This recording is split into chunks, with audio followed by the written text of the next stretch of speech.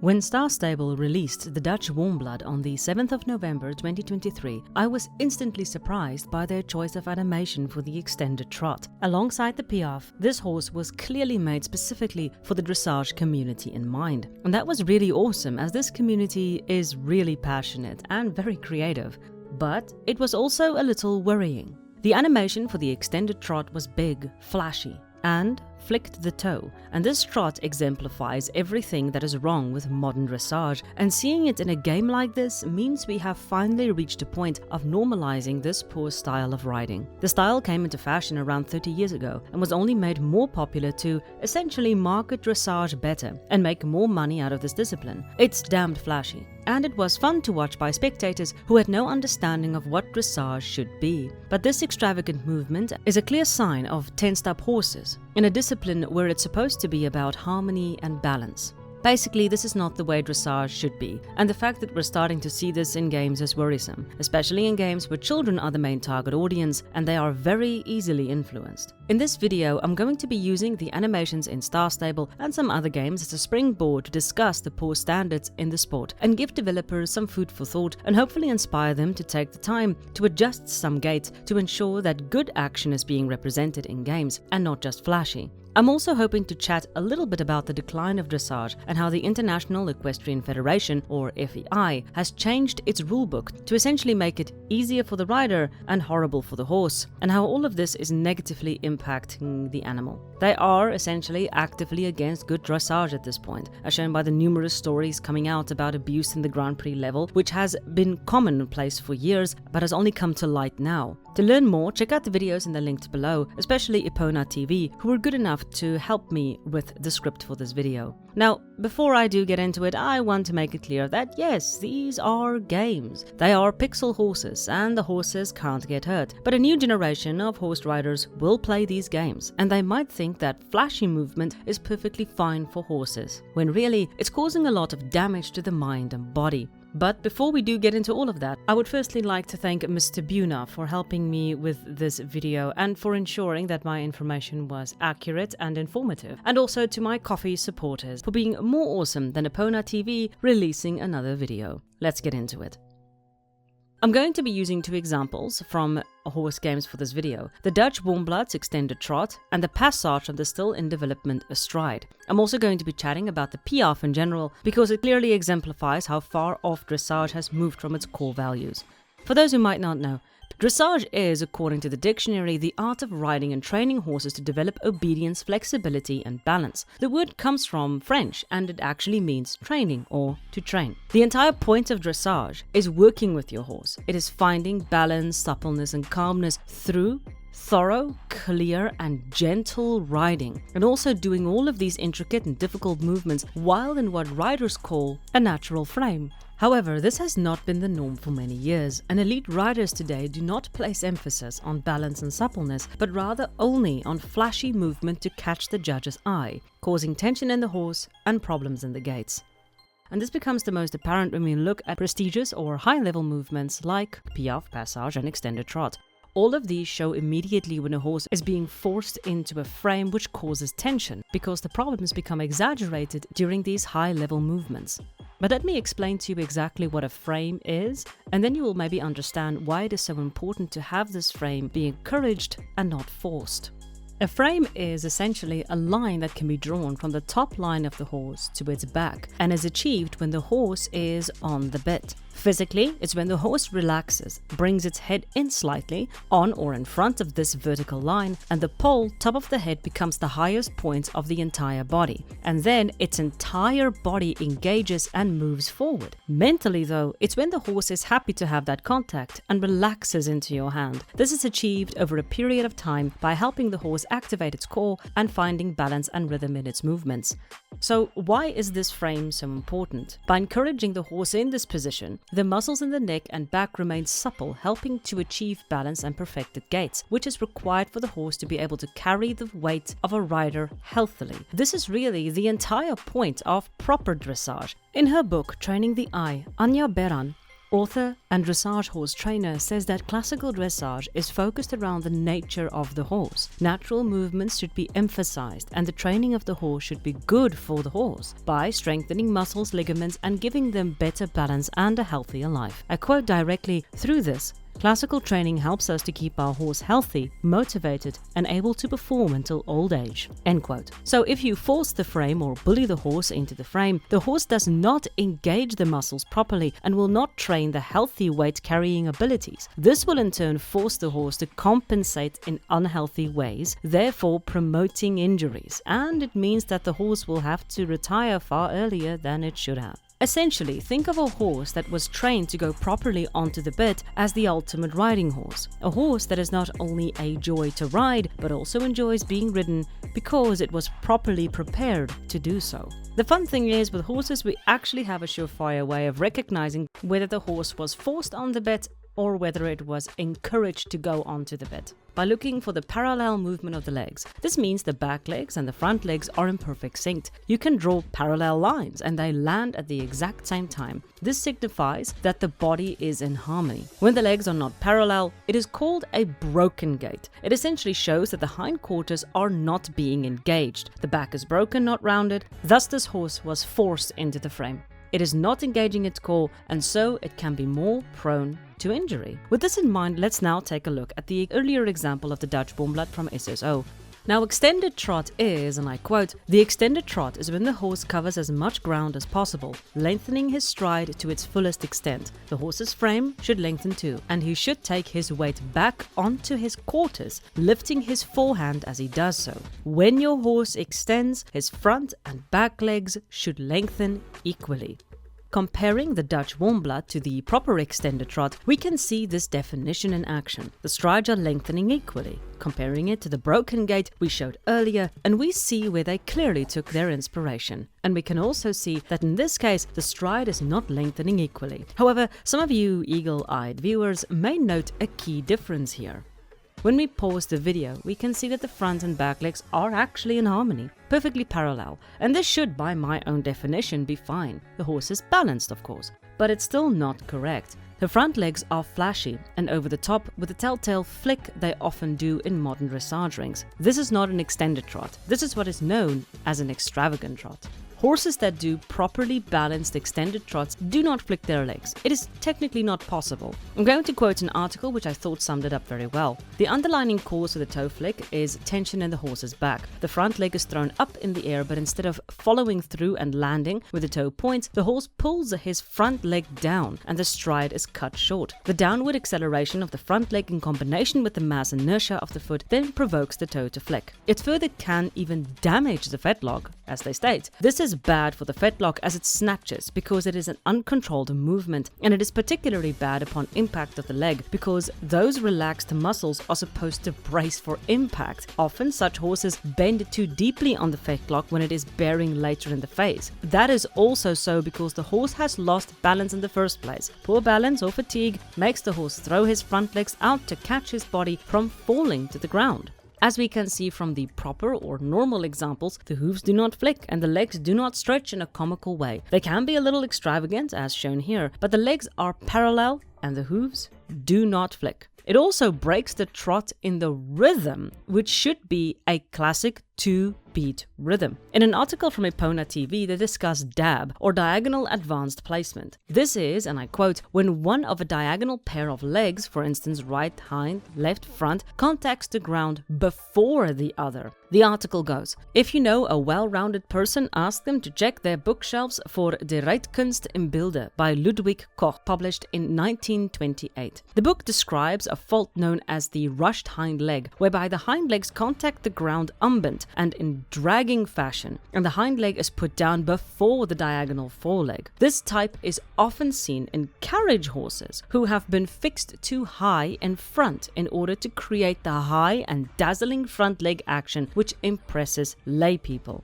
Foldager had this to say about DAB. This gait is induced through false tension, stabbing, hovering steps, braced back and a restricted neck, which ought to be stretched better forward. Due to the false posture and the forced trot, the latter becomes impure. The left hind leg pushes off before the diagonal right foreleg, which means an impure rhythm behind. The braced non-yielding back does not swing. The collaboration of the forehand and the hind end has been disrupted. So in short, it is not possible to have this flicking motion with a horse that is doing a balanced extended trot. Horses who are doing proper extensions should be balanced and well-rounded to ensure not only good movement, but soundness and safety. This image of the Dutch Warmblood, although lovely for the SSO dressage community, only creates a picture in the mind of a player that this action is normal and proper, which it is not. And that's really why I'm hoping to get developers to stop and think about this for a moment. Let's rather promote proper riding, good riding, and above all, riding that promotes health and safety for the horse. They are, beyond our friends and companions, athletes, and we must respect their muscles and tendons as much as we do our own.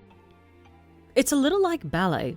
Ballet is solely an entertainment medium, and yes, we do contort our bodies in weird, unnatural ways. And yes, dressage is about promoting the natural movements, yada yada yada, but there is a parallel that I can draw here regarding muscles and cores, which you might find interesting. In Anne Parsley's article for School of Dance, it says, most sport and physical activities in general require some core muscles, and ballet is no exception. A weak core results in poor posture and increases the risks of falls, lower back pain, and muscle injuries. What's the big deal about the magical part of the body? Why is it so important to my dancing? The answer is freedom. Freedom in the arms and legs, the spine and torso is created when a dancer has control of the space where all of these extremities attach, the center of the body. Freedom comes from strengthening, engaging, and stabilizing the core. So engaging the core is absolutely connected to staying safe when attempting these extravagant movements, as the core is connecting to the part of all these muscles. If you have control of the core, you have control of all external systems. This can very easily be applied to horses. If a horse's core is being engaged, then by extension, the horse will have better control of its own extremities and will be safer while attempting these movements and happier. As stated, this can cause back pain, leg pain, shoulder pain, neck pain. And this is possibly the reason why so many horses in dressage circles these days are losing their minds in the ring. They are uncomfortable and they are trying to make their voices heard. But let's move on to the piaffes and passages. Firstly, what is it? The passage is, and I quote, a measured, very collected, elevated and cadenced or rhythmic trot. It's characterized by a pronounced engagement of the hind quarters, a more noticeable flexion of the knees and hocks, and the graceful elasticity of the movement. Each diagonal pair of legs is raised and returned to the ground alternately, with cadence and a prolonged suspension. So, in layman's terms, it is a very elevated, collected, rhythmic and bouncy trot. We can see here an example of a proper passage. In Star Stable, they also added the passage to the Lipizzaner horses, and it's quite lovely and rhythmic, except for the breaking back leg, and appropriate for the Lipizzaner as they are well known for their dressage talents, and yet we rarely see them in the show ring, go figure. Now here we can also see a proper passage, and here we can see one being done under tension. Note the hovering hind leg in particular, which has become commonplace in the show ring today. The second example is the same example that the Astray team used for its passage, as we can see here. And this is not a passage actually. This is really what is known as tense steps. Now I will let Dr. Gert Huysman explain this, as he is an absolute authority on dressage, as both a vet and high-level riding instructor. What they do there, this is not piaffe and passage. The passage, which people make us believe that it is passage, are very often tense steps. The difference is that a passaging horse has a round bow with especially hindfoots. If you follow a hind hoof with your eyes, you should see a round part of a circle, but with a higher amplitude. And this makes the swinging phase in the passage. If you have a horse which pulls the hind hoof under the body, waits a moment and brings it back to the ground, this is not passage. This is a tense step. Has nothing to do with passage, because the suspension phase is created in the back and not in the hind leg. And so it is not passage what you see there. This is not good for the horse. As Dr. Huysman explains earlier, these horses were more than likely not well prepared from an early age for these movements, and so they are being made or forced into them, thus causing stress and issues. We can also see this quite clearly in the Piaffe. Dressage Hub, a channel focused on all things dressage, made a brilliant short video showcasing how the Piaffe is slowly deteriorating in the show ring. Nowadays at the competitions, it is so common to see Piaffe which is barely performed, yet still receives scores of 5, 6 or 7, that it's easy to get confused as to what the Piaffe is about.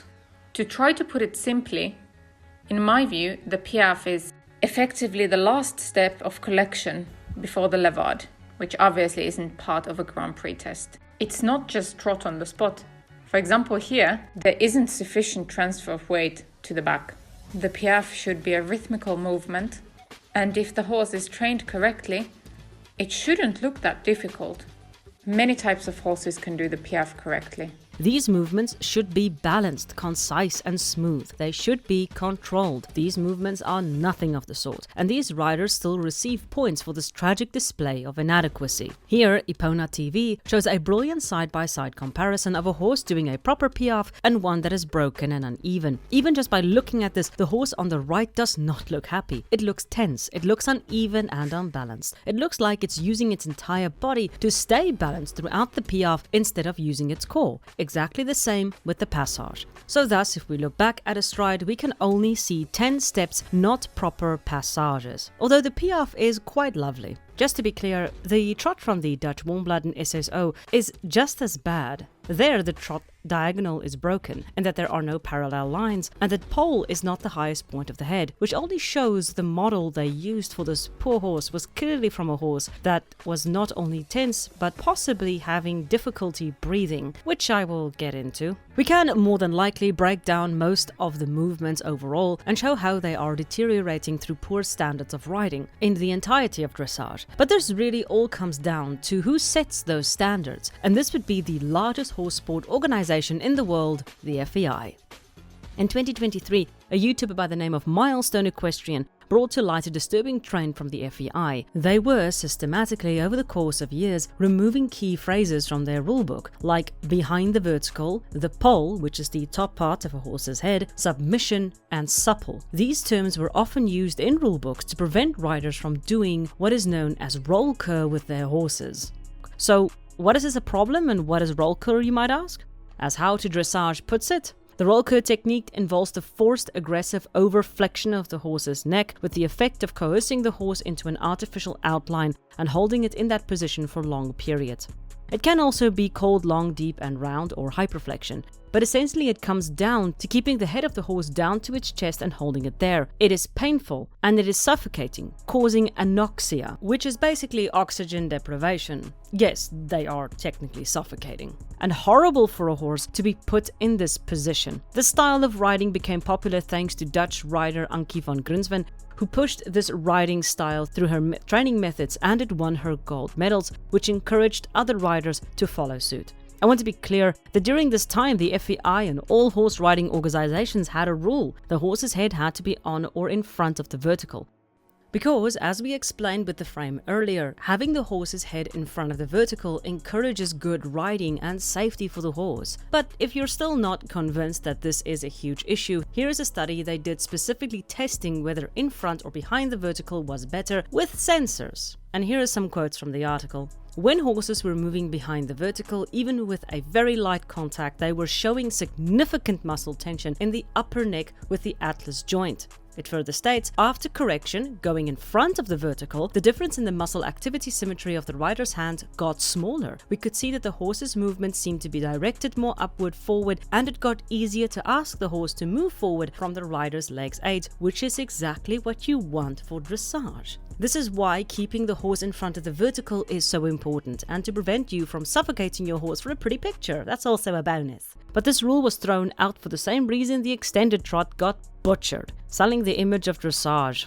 No matter what the equestrian world might think, dressage is boring. It is in essence mundane, repetitive actions being done in a bland arena over and over again. You as the rider find it fun to refine your movements, and people who can appreciate the intricacies of dressage will find it appealing and wonderful to watch. But the general public, they'd rather watch paint dry. So when riders came in with an extended trot like this and people perked up to pay attention, so too did the FEI. And when Anki came in and did this and people thought it looked cool, so too did the FEI. Despite classical riders telling them over and over again that this is abuse, that the horses are suffering underneath this veil of cool, they didn't care. Because they had to sell a boring concept to the masses, and the best way to do it was to make it flashy.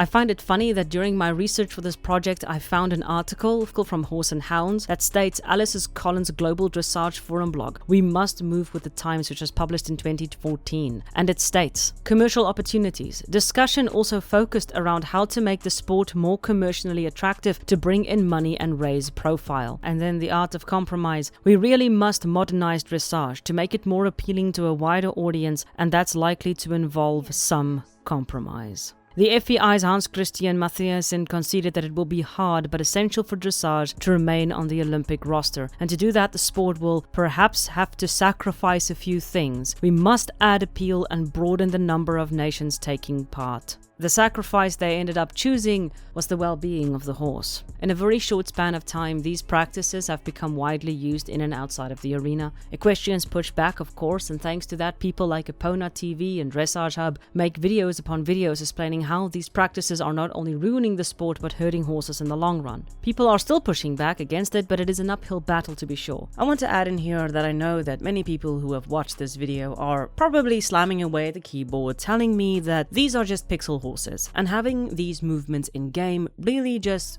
doesn't matter. These horses do not get hurt, and children do not get influenced by pixel horses. To these people, I have this to say. When I was a child, watching the 2004 Olympics, I saw this flashy movement and thought that the flashier and bolder it was, the better, because those gaits were getting the highest scores. I believed for years that this was the norm for dressage, and I would be so impressed when these horses stretched their legs and flicked their toes, believing that this indicated a good gait. It took me years upon years of listening and understanding what people were saying to break through that mindset, and even then I had my doubts, because at the end of the day, it is very easy to lie to someone, but it is impossible to convince someone they'd been lied to, and that is exactly what happened. I had believed a lie, that this was the way an extended trot should look, that this is the way horses should be ridden. And if these animations had been present in my games as well, and I had seen them not once a year or so, but every day while playing my favorite games, how firmly would that mindset have then been set?